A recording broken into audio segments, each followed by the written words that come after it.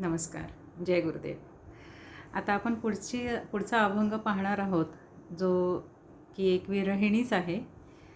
मागच्या अभंगामध्ये आपण पाहिलं की माऊलींची साधनेमध्ये कुठली अवस्था आहे, ते कुठल्या उच्च अवस्थेला पोहोचलेले आहेत. मन, काया, वाचा सर्व काही वेधलेलं आहे आणि ते अशा साधनेच्या टप्प्यावर आहेत की तिथे थोडासा विलंब आहे. म्हणून आपण एक मागची विरहिणी पण पाहिली. घुनू वाजे गुणगुणा वारा वाहे ऋणझुना. त्यानंतर ते अशी एक अजून विरहिणी आहे की दिन तैसे रजनी झाले गे माये.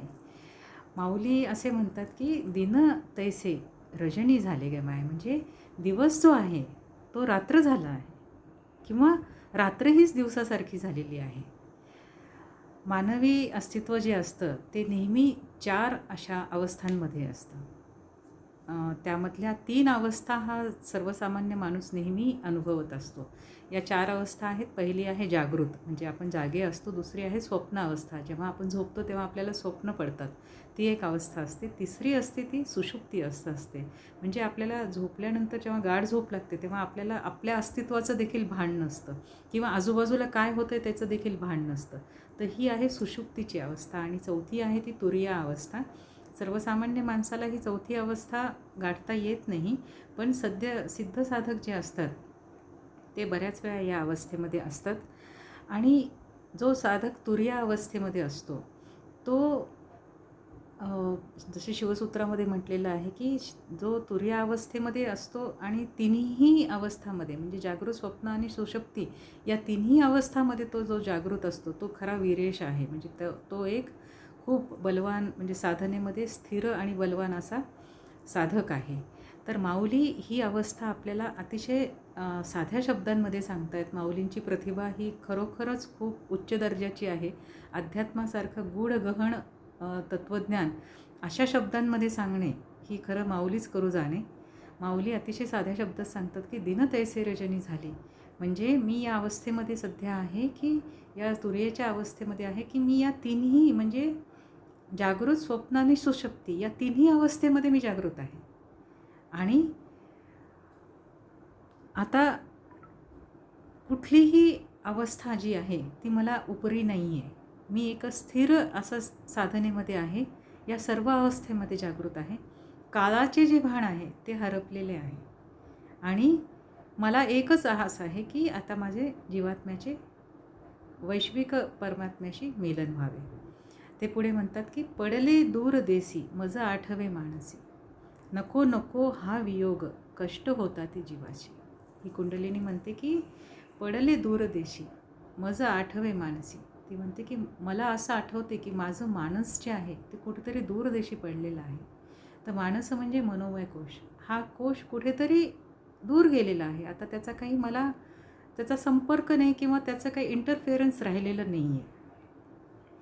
आपण मन किंवा मनोमय कोश हा जेव्हा शांत होतो तेव्हाच ही जसं माऊली म्हणतात की मन वेधले, तसं कुंडलिनी म्हणते की कुठेतरी दूरदेशी पडलेलं आहे. आपण जोपर्यंत जिवंत असतो तोपर्यंत मन हे असणार, मनोमय कोश हा असणारच. पण मनाकडून कुठलाही प्रतिक्रिया किंवा मनात येणारे विचार याच्यावर कुठलीही प्रतिक्रिया हा सिद्ध साधक देत नसतो. तो स्वतः एक प्रोॲक्टिव्ह आयुष्य जगत असतो. तसं माऊली म्हणतात की हे मनोमय कोश, हे मन आहे, कुठेतरी दूर पडलेलं आहे. ते आहे पण कुठेतरी दूरदेशी आहे. नको नको हा वियोग कष्ट होता ती जीवाशी. हा वियोग जो आहे अजूनही मला पुढचं षटचक्रभेदन किंवा 6व्या चक्रावर मी जात नाही आहे. तर हा वियोग आता नको आहे. कष्ट होतात, माझ्या जीवाला कष्ट होतात, जीवात्म्याला कष्ट होत आहेत की पुढची अवस्था हवी आहे. कारण तो अजूनही गुणामध्ये आहे. जीव हा गुणामध्ये आहे म्हणून त्याला कष्ट होत आहेत. अवस्था लावून गेला अजून का नाही. ती म्हणते की हे विठ्ठला तू अवस्था तर लावून गेलास. ही जी अध्यात्माची जी अतिउच्च अवस्था आहे ज्यामध्ये की मी मनोमय कोश कुठेतरी दूर गेलेला आहे, मानस कुठेतरी दूर गेलेला आहे, मी सतत जागृत अवस्थेमध्ये आहे, ही अवस्था तू लावून गेलेली आहेस आणि तरी पण तू अजून आलेला नाही आहेस. हा वियोग आता नको आहे. ही जी अवस्था आहे त्याला पुढे ते अतिशय सुंदर रूपानं आळवतात श्री विठ्ठलाला ते म्हणतात की गरुड वाहना गुणगंभीरा येई गा दातारा. गरुड वाहन म्हणजे विष्णू हा गरुडावर येत असतो. विठ्ठल, गोपाळू, कृष्ण, विष्णू हे सगळे विष्णूचे अवतार आहेत आणि माऊली त्या परब्रह्माला विष्णू रूपामध्ये पाहते. बऱ्याचशा अभंगांमध्ये विष्णू रूपामध्ये त्यांना पाहत आहे आणि ते म्हणतात की येई गा दातारा गरुड वाहना गुणगंभीरा. गुणगंभीर हा शब्द खूप महत्त्वाचा आहे. इथे गुण जे असतात ते सर्व व्यक्ती ही 3 गुणामध्ये नेहमी व्यक्त होत असतं. सत्वगुण, रजसगुण आणि तमसगुण. आपण दिवसाच्या 24 तासामध्ये या 3 गुणाच्या फेऱ्यामध्ये असतो. पण जेव्हा सत्वगुण प्रबळ असतो तेव्हा ज्ञानसाधना होत असते. आध्यात्मिक साधना, ध्यान, धारणा या सगळ्या सत्वगुणामध्ये होतात. रजसगुण प्रबळ असतो तेव्हा आपण कुठलंही काम करत असतो आणि तमसगुण जेव्हा प्रबळ असतो तेव्हा आपण विश्रांती घेतो किंवा झोपेच्या अवस्थेत जातो. तर हे जे गुण आहेत ते गुण स्थिर झाले पाहिजे. साधक हा गुणातीत झाला पाहिजे.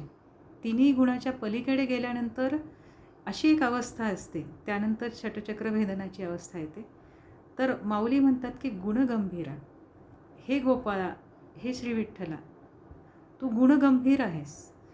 गीतेच्या 7व्या अध्यायामध्ये 13व्या श्लोकामध्ये श्रीकृष्ण म्हणतो की मी सर्व गुणांमध्ये सत्वगुण आहे. तर सत्वगुणाच्याही पलीकडे जाण्याची आता आवश्यकता आहे. गुणातीत होण्याची गरज आहे. म्हणून ते म्हणतात की गुणगंभीरा येई गा दातारा. तू दातारा आहेस, तू देणारा आहेस, ह्या अवस्थेच्या पलीकडे घेऊन जाणारा आहेस.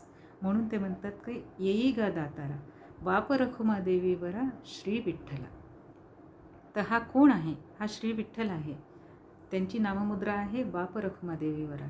आणि पुन्हा ते म्हणतात की श्री विठ्ठला, श्री विठ्ठला तू ये, हे गुणगंभीरा, हे गरुड वाहना, तू ये. मला या अवस्थेमध्ये जो ठेवून गेलेला आहेस, या अवस्थेतून मला वरती काढ. माझ्या जीवात्म्याला जे कष्ट होत आहेत ते सत्वगुणामधूनही तू मला बाहेर काढ आणि गुणातीत होऊन पुढच्या मार्गाला घेऊन चल, जेणेकरून तुझ्याशी माझ्या जीवात्म्याचं मिलन होईल.